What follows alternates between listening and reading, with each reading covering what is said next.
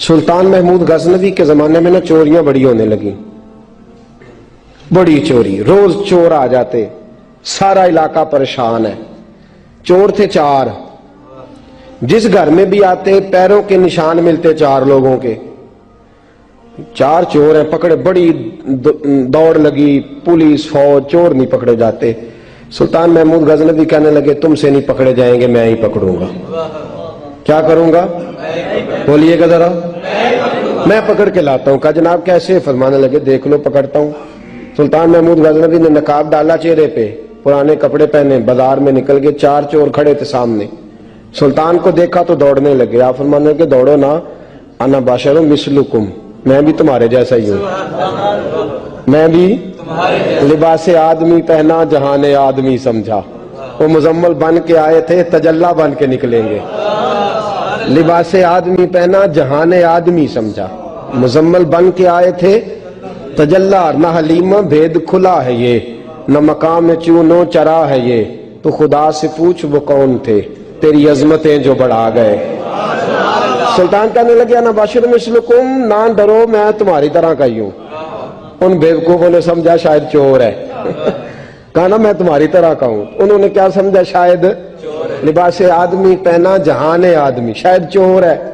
انہوں نے کہا چلو جی طاق اداد ہو گئے، پہلے 4 تھے اب بیٹھ گئے، بات چیت ہونے لگی۔ سلطان کہنے لگے یار چور ہو تم بھی، چوریاں کرتے ہو، تو کتنی چوریاں آج تک کر لی ہیں؟ کہنے لگے بڑی کی ہیں یار، لیکن کوئی نہیں، تھوڑے سے پیسے ہوتے ہیں 2-4 دن میں ختم ہو جاتے ہیں۔ سلطان کہنے لگا چلو یہ تو بتاؤ کہ کوالٹی بھی ہے تمہارے اندر؟ ایک شخص کہنے لگا جی میرے اندر کوالٹی ہے، جانور بولے تو اس کی بولی سن کے بتا دیتا ہوں کہ یہ کیا کہہ رہا۔ دوسرے سے پوچھا تو بھائی؟ کہنے لگا جی میرے اندر کوالٹی ہے کہ جتنی مرضی اونچی دیوار اور رستہ کوئی نہ ہو، میرا کام ہے چڑھ جانا۔ تیسرے سے پوچھا تو بتا؟ کہنے لگا میری خوبی یہ ہے کہ میں سونگ کے بتا دیتا ہوں پیسے کہاں رکھے ہوئے ہیں۔ سلطان مسکرا کے کہنے لگے ساری چوروں والی کوالٹیاں ہیں، پکے چور، چوروں والی کوالٹی ہیں ساری تمہارے اندر۔ خیر چوتھے سے پوچھا تو بتا، تو بتا؟ کہنے لگا جی میری کوالٹی یہ ہے کہ جس کو رات کے اندھیرے میں نقاب میں دیکھ لوں، سویرے پہچان لیتا ہوں بندہ کون تھا۔ چھپا ہوا دیکھوں گا پر سویرے مجھے اندھیرا ہوگا، نقاب ہوگا، پر میں سویرے پہچان لوں گا۔ سلطان سے کہنے لگے ہم نے تو بتا دی، آپ بھی بتائیں۔ تو سلطان محمود کہنے لگے میری کوالٹی یہ ہے کہ بندہ پھانسی لگنے لگے، میں داڑھی ہلاؤں تو پھانسی سے اتر جائے گا۔ پھانسی لگنے لگے، میرا کام ہے داڑھی ہلانا اور بندہ پھانسی سے فارغ۔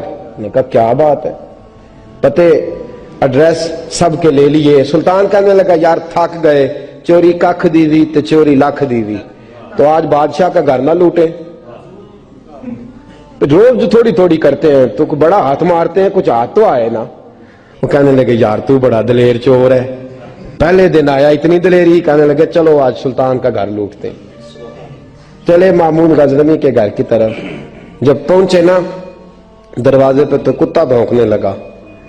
جو کہتا تھا نا میں پہچان لیتا ہوں، وہ کہنے لگا کتا کہہ رہا ہے تمہارے اندر ایک بادشاہ بھی ہے، بادشاہ ہے۔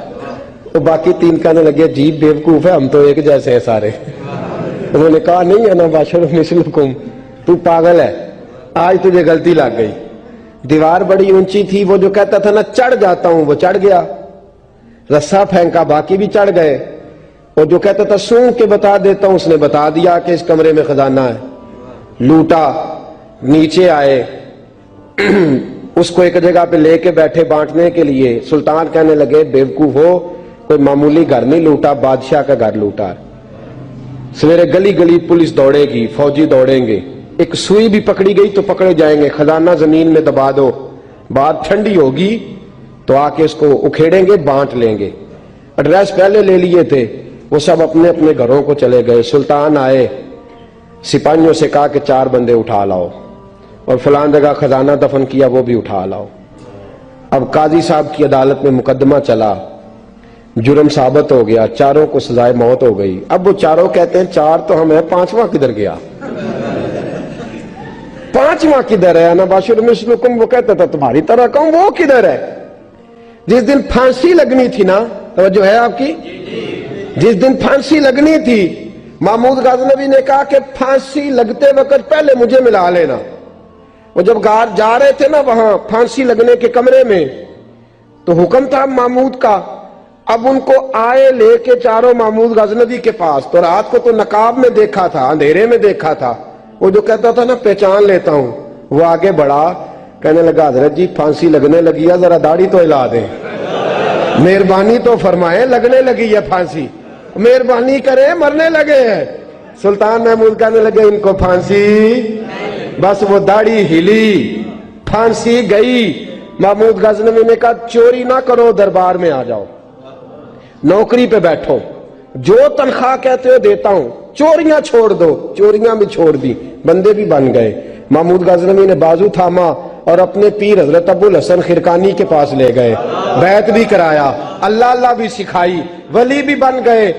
مولا ابو نور صاحب علیہ رحمہ فرماتے ہیں بس یہی بات ہے, ولی اندر ہی پھرتے رہتے ہیں, اندر ہی گھومتے رہتے ہیں, لوگ سمجھتے ہیں ہمارے جیسے ہی ہیں, بس تعلق ٹھیک رکھنا, قیامت میں پھانسی لگنے لگے گی, ان کی داڑھی ہلے گی, اللہ نجات عطا فرما دے گا. حضرت بریلوی رحمت اللہ تعالی علیہ ہمیں سبق دیتے ہیں, فرماتے ہیں دشمن احمد پہ شدت کیجئے, دشمن احمد پہ اشداء علی الکفار, دشمن احمد پہ ہلکی پھلکی ان کے ساتھ نفرت نہیں, یہ قرآن مجید کا سبق ہے. دشمن احمد پہ شدت کیجئے, ملحدوں سے کیا مروت کیجئے, جو بے دین ہو جائے وہ مروت کے قابل.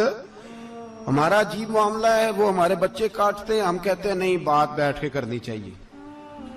وہ ہمارے ٹکڑے کر رہا ہے, خون پی رہا ہے, ہم کہتے ہیں نہیں ٹیبل ٹاک کرنی چاہیے, ہم نے بات کی ہے, سفیر کو بلایا تھا. یہ کس قسم کی گفتگو ہے بھائی؟ وہ تیرا خون پی رہا ہے, تو جواب میں کہہ رہا نہیں نہیں وہ ہم نے بات کی ہے اقوام متحدہ میں, کل پرسوں بیٹھیں گے آپس میں گفتگو کریں گے, صحیح ہو جائے گا مسئلہ. اشداء علی الکفار, اہل ایمان مومن کی پہلی صفت اللہ نے یہ بیان فرمائی کہ وہ کافروں پر وہ سخت ہے. پہلی صفت یہ ہے, من احب للہ و ابغض للہ و منع للہ و اعطى للہ فقد استکمل الایمان او کما قال صلی اللہ علیہ وسلم. حضور نے فرمایا اگر اللہ کی رضا کے لیے محبت کرنا ایمان کا حصہ ہے تو بغض رکھنا بھی ایمان کا حصہ ہے. اللہ کی رضا کے لیے بغض رکھنا بھی, یہ جو جذبہ ہے نا کفر کے خلاف جذبہ, یہ ایمان کی بنیاد ہے. لوگ کہتے ہیں اسلام محبت سکھاتا ہے, اسلام بھائی کون کہتا ہے اسلام نفرت سے؟ اسلام سکھاتا ہی محبت ہے, اسلام سکھاتا ہی. لیکن میرے بھائی یہ تو بتلاؤ نا صاحب کہ وہ جو جڑی بوٹی فصل کے ساتھ اگاتی ہے اس کا رنگ ہرا نہیں ہوتا, وہ چہچہاتی لہلہاتی نہیں, کاٹتے کیوں ہو پکڑ کے اسے, دوائی ڈال کے مارتے کیوں ہو؟ اس لیے کہ باقی فصل کو تباہ نہ کرے, باقی فصل کو نقصان. کافر پر جب تو سختی کرتا ہے تو اس کا مطلب یہ ہوتا ہے کہ وہ پھر دوبارہ ظلم نہیں کرتا, وہ زیادتی. ہماری کافر کے حق میں نرمی ہے. سعودی گورنمنٹ کا مراسلہ آیا, انہوں نے کہا جناب ہمیں شکوہ ہے پاکستانی حاجیوں سے کہ حجنے جب جاتی ہیں تو یہ برقع نہیں پہنتی, نقاب نہیں اوڑھتی. یہ باقاعدہ مراسلہ ان کی وزارت حج نے پاکستانی, مجھے چونکہ موقع ملتا رہتا ہے حج ٹریننگ پہ جانے کا تو ہمیں وہ پڑھاتے ہیں, کہتے ہیں جی یہ آپ دیکھ لیں. باقاعدہ مراسلہ آیا, بڑی کھل کے بات کر رہا ہوں ذمہ داری سے. یہ جناب پاکستان کی جو بیبیاں یہاں حج کرنے آتی ہیں وہ بازاروں میں بغیر نقاب کے پھرتی ہیں, وہ کھجوریں خریدنے چاہتی ہیں تو بغیر نقاب کے, خوشبو لینے جاتی ہیں تو بغیر نقاب کے, لہذا انہیں پردہ کراؤ. اگر کوئی بی بی بغیر پردے کے آئی, چلے ایام حج میں تو احرام کی حالت میں تو ہم قبول کر لیں گے, لیکن اگر اس کے علاوہ آئی تو ہو سکتا ہے ڈیبورٹ کر دی جائے. باقاعدہ مراسلہ. عام غریب ملک کی, پاکستان کی, انڈونیشیا کی, سوڈان کی بی بی بغیر پردے کے نہیں جا سکتی, پر ٹرمپ کی بی بی بغیر پردے کے سعودی عرب جا سکتی ہے. ہوں تو چپ کر گئے ہو نا, ویڈیو میری پہ بندی ہے, تہاڈی نہیں, فکر نہ کریں, میں سچی بات کر رہا ہوں. سچی بات اور کھری کر رہا ہوں ذمہ داری سے. او بھائی اس کی بیوی پر کوئی پابندی نہیں, کوئی پابندی نہیں. وہاں تم نے تلواریں پکڑ کے رقص کر لیا, وہاں سب جائز تھا. اب تمہیں وہ کدھر گیا متوا جو بھاگ کے آتا ہے کہ گنبد کی طرف منہ نہ کرو؟ وہ کدھر گئے لوگ جو کہتے ہیں جناب دیکھو جی وہ مقدس پاک لوگ ہیں, خبردار ان کی بات نہ کرنا. کلیجہ روتا ہے, دل خون کے آنسو روتا ہے. اتنا بڑا حج کا اجتماع ہوا ہے, تمہیں کوئی توفیق نہیں تھی تو وہاں کہنا تھا اس کو, حج پڑھانے والے کو, خطبہ دینے والے کو کہ برما کے لیے دعائی کر دے. کہنا تھا اسے فلسطین کے لیے. بھائی میں جو رونا رو رہا ہوں ذمہ داری سے رو رہا ہوں. خدا را سمجھو, جب تم نے تمہاری اپنی بات آتی ہے تو 34 ملکوں کا اتحاد اکٹھا ہو جاتا ہے, اور جب امت کی بات آئے پھر کوئی پرواہ نہیں. میرے رسول پاک صلی اللہ علیہ وسلم نے جو دین دیا اس کی پہلی شرط یہ ہے اشداء علل, بولیے اشداء علل, کافر پر سختی کرنا پہلا حصہ ایمان کا. رحماء بینہم تو دوسرا نمبر ہے, یہ دوسرا ہے. تمہاری سختی صرف اس کے خلاف ہے جو تمہارے مفادات کو ٹھیس پہنچائے, جو تمہاری سنے نا. حضرت سیدنا فاروق اعظم رضی اللہ, میں تفصیل سے بات کروں گا اگلے جمعے جناب فاروق اعظم کے احوال پر. حضرت عمر فاروق رضی اللہ تعالیٰ عنہ بدر کے میدان میں جب نکلے نا, بدر میں, تو حضرت عمر سے حضور نے تجویز مانگی. فرمایا صف بندی کیسے کریں, کس طرح لڑنا ہے؟ جناب عمر فاروق رضی اللہ تعالیٰ عنہ کہنے لگے حضور یہ جتنے آئے ہیں نا کافر لڑنے, یہ کسی کا کوئی چاچا لگتا ہے, کسی کا کوئی ماموں لگتا ہے, کسی کا بھائی ہے, کسی کا بیٹا ہے, تو محبوبہ صف بندی کی کیا ضرورت ہے؟ جو میرے رشتہ دار ہے میرے حوالے کریں, میں گردنیں کاٹ کے آپ کو دیتا ہوں. جو ابو بکر کے رشتہ دار ہے وہ ابو بکر کے حوالے کریں, وہ گردن کاٹ کے دے. جو علی کا کچھ لگتا ہے وہ علی کے حوالے کریں. ہم دنیا کو بتائیں گے کہ اشداء علل کفار, اشداء علل, اس کے لیے ہمارے پاس سختی ہے, کوئی نرمی. وہ ہمارا سگا بھی ہو تو اس کے حق میں کوئی نرمی. حضرت عمر نے اپنے سگے ماموں کی گردن کاٹی بدر کے دن, سگے ماموں کی.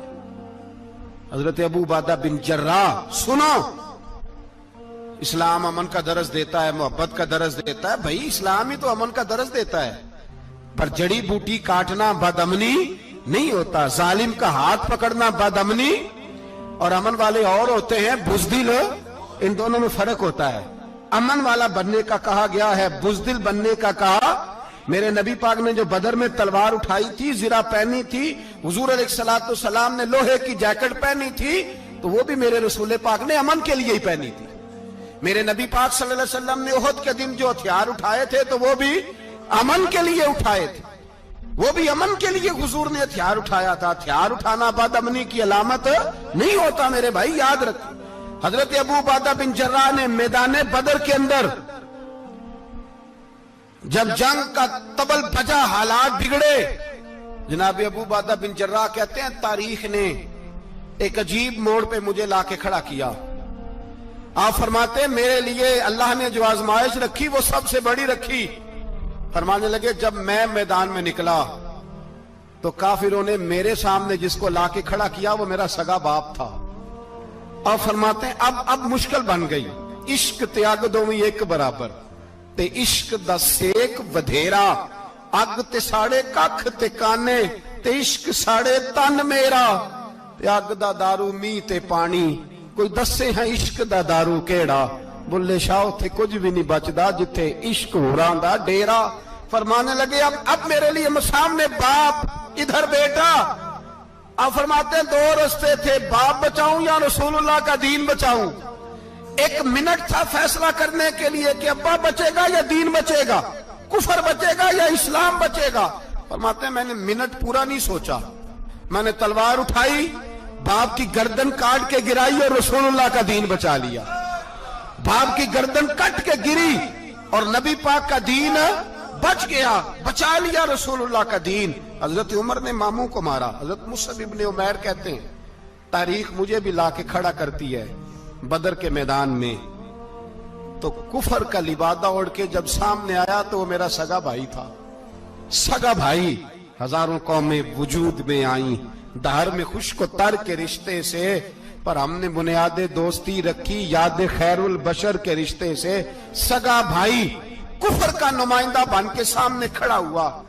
मुझे इकट्ठे खेलना भी याद था, मुझे एक बर्तन में रोटी खाना भी याद था, एक माँ से लोरियां सुनना भी याद था। फरमाते हैं ये सारा कुछ याद था, पर इस्लाम के हक में दिया हुआ खुतबा जो मोहम्मद अरबी ने दिया था वो भी मुझे याद था। मुझे रसूलुल्लाह की बताई हुई बातें भी, फरमाते हैं मैं सारा कुछ भूल गया, पर मुझे अपने रसूल का पढ़ाया हुआ सबक नहीं भूला, वो मुझे याद रहा। मैंने फिर सगे भाई की गर्दन काटी और मैंने वो गर्दन काट के हुजूर के पास पेश की और मैंने दुनिया को बताया कि हमारे लिए असल वो है जो हमारे रसूल हमें हुक्म इरशाद फरमाते हैं। ये रिश्ते हमारे लिए असल हमारे जी अच्छे तल्लुकात हैं। कौन से अच्छे तल्लुकात, कौन से अच्छे तल्लुकात? मेरा एक दोस्त मुझे कहने लगा अमेरिका तो प्यार ही बड़ा करता है हमसे। मैंने कहा बिल्कुल, कसाई भी बड़ा प्यार करता है बकरे से, बड़ा प्यार होता है। आप जो कुर्बानी के बकरे लाए थे आपको प्यार नहीं था? ज़िबा करने से पहले उसको पानी भी पिलाया, चारा भी खिलाया, गुस्ल भी कराया, पर आखिर में क्या किया? बोले ना जी, ये वाला प्यार करता है अमेरिका आपसे। देता है कभी कभी पैसे, कोई शक नहीं इसमें। वो कहता है वहां जलजला आया है तो इतने लाख डॉलर देता हूं, फलां आया, लेकिन वो वाला प्यार जो कसाई बकरे से करता है, कहता है जब मौका आएगा तो मैं छुरी भी फेरूंगा और अपने वक्त पे आके वो, ये मेरी मिसाल याद रख लेना, अमेरिका का पाकिस्तान से और मुसलमान से वो वाला प्यार है जो बकरे का कसाई से और कसाई का बकरे से होता है। वो चारा डालता है, मोटा करके ज़िबा करता है, पतला ज़िबा करने में उसे लज्जत नहीं आती। ओ भाई याद रखो, हजरत अबू बकर सिद्दीक रदी अल्लाह ताला अन्हु, अरब के लोग जब जंग करते थे तो एक हाथ में ढाल पकड़ते थे, एक हाथ में तलवार पकड़ते थे, लोहे की ढाल। जब दुश्मन हमला करता था तो ढाल आगे करते थे, वो कई दफा टकरा के ढाल से तलवार गिर जाती थी। हजरत अबू बकर सिद्दीक मैदान में निकले, बेटा काफिरों की तरफ से लड़ने आया है, सगा बेटा, और मेरे मुस्तफा करीम ने फरमाया औलाद बुज़दिल कर देती है आदमी को, पर जब ईमान पुख्ता हो तो फिर सहाबा ने इस बुज़दिली की भी परवाह नहीं की। सगा बेटा काफिर की जानिब से आया, हजरत अबू बकर सिद्दीक ने तलवार से हमला किया, बेटे ने ढाल आगे की। जब साहबजादे ने ढाल आगे की ना तो हजरत अबू बकर की तलवार लोहे की ढाल से टकराई, तलवार गिर गई। अब हजरत अबू बकर ने हत्ते हो गए, साहबजादे ने उठाई तलवार,